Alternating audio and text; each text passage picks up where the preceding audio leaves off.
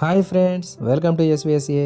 మనం ఇంతకుముందు చేసిన వీడియోలో నిజామాబాద్ జిల్లాలోని ఆర్మూర్ పట్టణంలో గల సిద్ధులగుట్టపై స్వయంభూగా వెలిసిన శివయ్య గురించి, ఆ శివాలయం గురించి, నవసిద్ధుల గురించి మరియు ఆ ఆలయానికి సంబంధించిన ఎన్నో విశేషాలను ఆ ఆలయాల కమిటీ మేనేజర్ శ్రీ ప్రతాప్ రెడ్డి గారిచే మరియు శివాలయ పూజారి గారిచే ఎన్నో విశేషాలను తెలుసుకోవడం జరిగింది.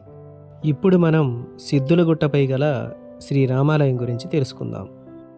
ఇక్కడ సిద్ధేశ్వరుడు తపస్సు చేసుకున్నందువలన ఈ ప్రాంతాన్ని ఎంతో మహిమాన్వితమైనదిగా భావించి 1961వ సంవత్సరంలో శ్రీ రామ్ ప్రేదాస్ మహారాజ్ గారు భక్తుల సహకారంతో ఈ రామాలయాన్ని నిర్మించడం జరిగింది. ఈ రామాలయానికి ముందు భాగంలో ఇప్పుడు మనం వీడియోలో చూస్తున్నట్టుగా ఆ బావిని తవ్వించడం జరిగింది. విశేషం ఏంటంటే ప్రతికూల వాతావరణంలో కూడా ఈ బావిలో నీరు ఎప్పుడూ ఉంటాయి. అంత ఎత్తైన కొండ మీద రాళ్లల్లో తవ్విన బావిలో అట్లా అన్ని కాలాల్లో, ఎండాకాలంలో కూడా నీళ్లు ఎప్పుడు ఉండడం అనేది చాలా విచిత్రమైన విషయం కదా.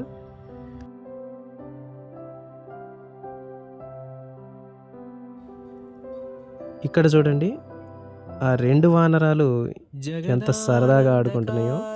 జయ జానకి ప్రాణనాయక శుభ స్వాగతం ప్రియ పరిపాలక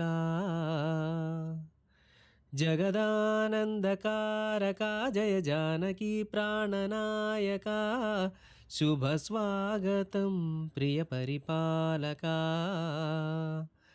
మంగళకరమౌ నీరాక ధర్మానికి వేదిక అవుగాక మా జీవితమే ఇక పావనమౌగాక నీ పాలన శ్రీకరమౌగాక సుఖశాంతులు సంపదలిడుగాక నీ రాజ్యము ప్రేమ సుధామయమౌగాక జగదానందకారక జయ జానకి ప్రాణనాయక శుభ స్వాగతం ప్రియ పరిపాలక సార్వభౌమునిగ పూర్ణ కుంభముల స్వాగతాలు పలికే రాజ్యమేలమని ధర్మదేవతే రాగమాల పాడే నాలుగు వేదములు తన్మయత్వమున చెలగి మారు మ్రోగే న్యాయదేవతే శంఖమూదగా పూలమాల కురిసే.